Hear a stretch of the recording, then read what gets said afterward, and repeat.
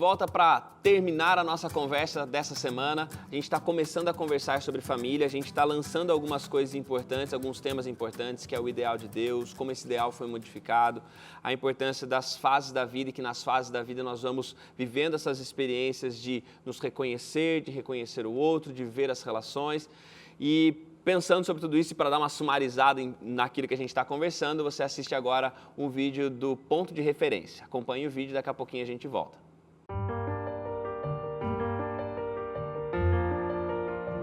Já dizia o sábio rei Salomão, tudo tem seu tempo determinado e há tempo para todo propósito debaixo do céu. Há tempo para nascer e tempo para morrer, tempo para plantar e tempo para arrancar o que se plantou, tempo para matar e tempo para curar, tempo para derribar e tempo para edificar, tempo para chorar e para rir, para prantear e para saltar de alegria, tempo para espalhar as pedras e tempo para juntá-las, tempo para abraçar e tempo para afastar-se, tempo para buscar e tempo para perder, tempo para guardar e tempo para deitar fora, tempo para rasgar e tempo para coser, tempo para estar calado e para falar, tempo para amar e para aborrecer, tempo de guerra e tempo de paz. Assim é a nossa existência, cheia de fases, ciclos e mudanças.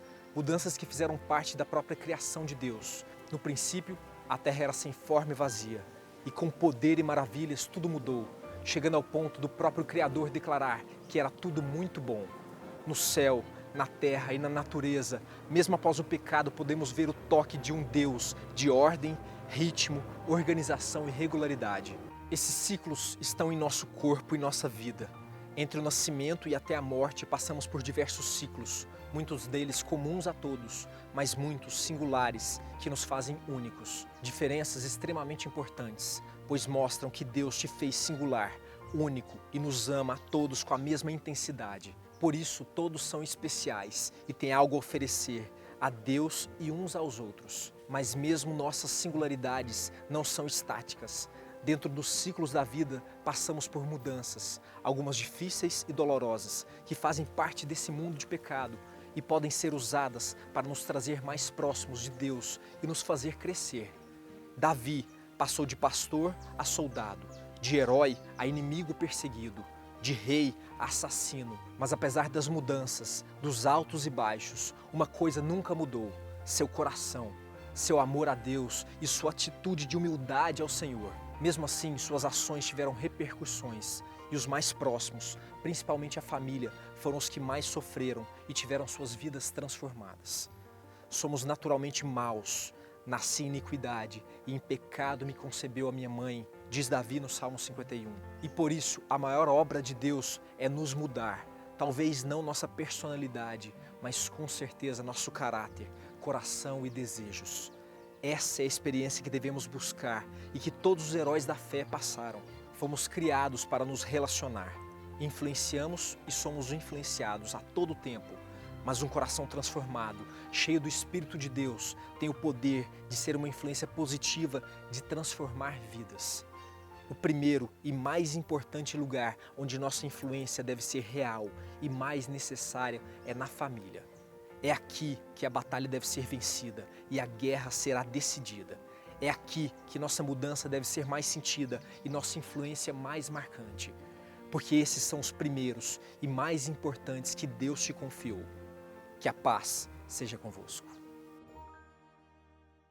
Mais uma vez, nossa gratidão ao pessoal do Ponto de Referência, que tem contribuído com a gente já algumas temporadas, ajudando a gente a pensar um pouquinho mais, a olhar talvez aspectos que às vezes a nossa discussão aqui não cobre sobre o tema da semana. E agora a gente vai ouvir a música do Peterson e da Liz. A gente vai ouvir, acompanhados aí pelo Felipe e pelo Natan. Qual que é a música que vocês escolheram para abrir essa temporada? Música Proclamai. Beleza. Que Deus abençoe vocês.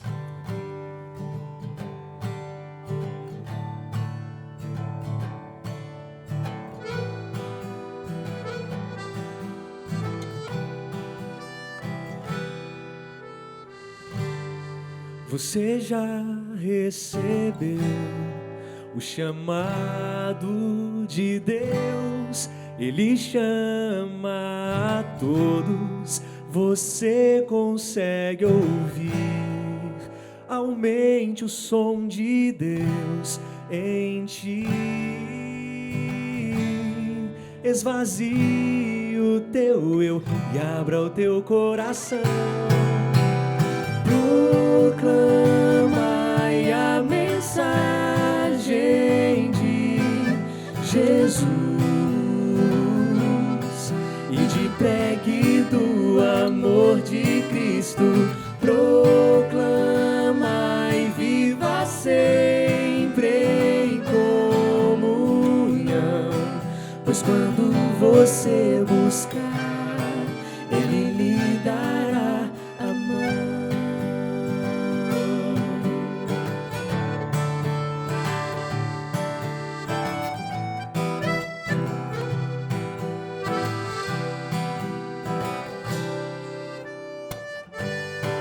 Você já recebeu o chamado de Deus. Ele chama a todos, você consegue ouvir. Aumente o som de Deus em ti, em ti. Esvazie o teu eu e abra o teu coração. Proclamai a mensagem de Jesus e de pregue do amor de Cristo. Proclamai, viva sempre em comunhão, pois quando você buscar, Ele lhe dará a mão.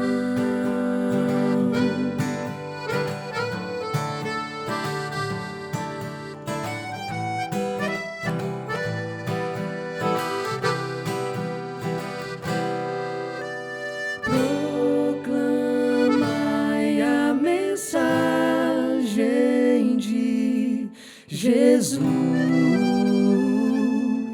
e de pregue do amor de Cristo. Proclamai, viva sempre em comunhão, pois quando você buscar, Ele lhe dará a mão.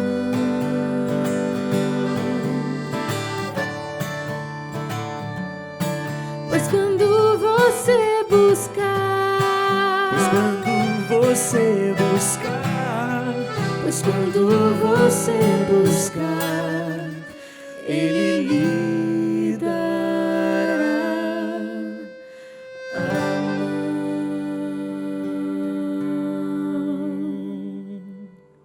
Amém.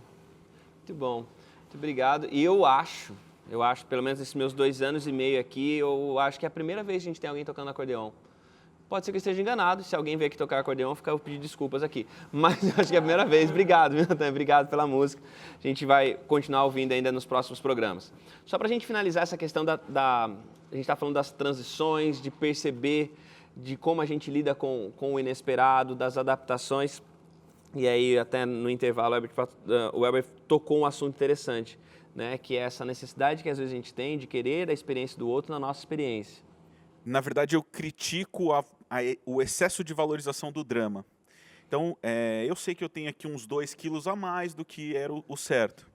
E aí o que acontece é, se eu emagreço 50 quilos, cara, maravilhoso, e aí, puxa, emagreceu 50 quilos, e aí a pessoa que lutou a vida inteira para não ter esses 50 quilos a mais, ela é ruim, ela é péssima, saca? E aí alguém que se misturou com algo que tomou 10 tiros e sobreviveu, caraca, é trazido assim com um excesso de puxa e tal. E a pessoa que não tomou tiro fica pensando, puxa, será que eu que nunca tomei tiro e nunca me envolvi em nada, será que tá ruim para mim? Será que eu sou inferior àquele? Então, eu tenho esse questionamento. E Jó, o livro de Jó, muitas vezes no nosso meio, a gente acaba valorizando demais o drama e propondo um excesso desse tipo de experiência para fazer sentido o evangelho, saca? Para mim, isso eu critico bastante. Quando você falou em Jó aí, você mexeu comigo, né? Porque eu gosto de Jó. Inclusive, desculpa, não é? Não, tranquilo. Não leva E Jó não é só drama, entende? Jó foi o primeiro livro da Bíblia a ser escrito. E o primeiro trecho da Bíblia a ser escrito é uma família feliz. Exatamente. Se você olhar a família de Jó, é uma família próspera financeiramente, uma família próspera emocionalmente, é um casal feliz que tem 10 filhos e tal. Então, a Bíblia não começa com drama, a Bíblia não começa com ruim. O primeiro trecho escrito da Bíblia, que foi Jó, é o trecho de uma família extremamente feliz. E aí eu desenvolvi um material sobre Jó, e o primeiro capítulo, o segundo capítulo desse material, é sobre a felicidade que há em Jó. Porque a gente olha para o livro de Jó e parece que está derramando sangue, lágrima do livro de Jó. E não é só isso que existe em Jó. Jó tem muita felicidade, Jó tem muita alegria e não tem só drama, né? Essa questão do drama, né? Essa questão da supervalorização do sofrimento, né? Por que na minha visão isso daí acontece? Porque eu não estou tendo uma experiência, assim, aos meus olhos, significativa e relevante, então eu começo a querer me encontrar na vida e na história do outro e quero ter a vida dele. É aquele filme, né? Eu queria ter a sua vida, né? Só que não é assim, cada um tem que ter a sua experiência, a sua vivência com Deus. É muito legal a história de Jó, é linda, é muito legal a história de José, é linda, mas está aí a sua história. Quais são as experiências que você está tendo com Deus para que você, Deus através de você também se mostre significativo e relevante e inspirador para a vida de alguém que talvez não o conheça da forma como você conhece.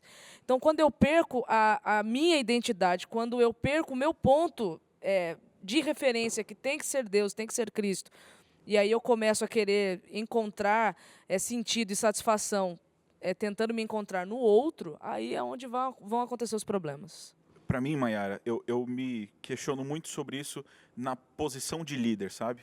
Até quando eu, como líder, me interponho entre o relacionamento do liderado e Deus? Até quando eu estou propondo aquilo que eu vivi como o ideal? Estou impondo a minha experiência para ser replicada no outro. E aí a pessoa Padrão. vai buscar a minha experiência para se relacionar com Deus. E eu acho que isso acontece bastante numa experiência religiosa, onde a gente começa a buscar do líder esse meio de encontrar a Cristo, e, cara, isso não é bíblico. E eu acho que nós, no caso de líder, e aí quem quer que esteja assistindo, que também se critique. Será que em algum momento eu estou pondo os meus dramas e a minha realidade como a única opção? Porque aí acaba indivíduos buscando aquilo que está fora dele, no sentido de viver experiências diferentes, aonde aquele drama não vai fazer sentido para a vida dele. Aquela forma de Deus atuar não é... E é importante pensar sobre isso, sobre essa coisa do indivíduo ter a experiência, porque nós somos indivíduos tendo nossas experiências e nós estamos vivendo em comunidade. E aí vem esse aspecto importante das interações, porque aí como é que a sua experiência interage com a minha, e aí quando a gente vai pensando não apenas em comunidades como uma igreja, mas pensando agora na família, tem isso também, como é que essas interações familiares, elas podem preservar essa experiência individual do indivíduo. Como? Maravilhoso. Não quero responder, inclusive.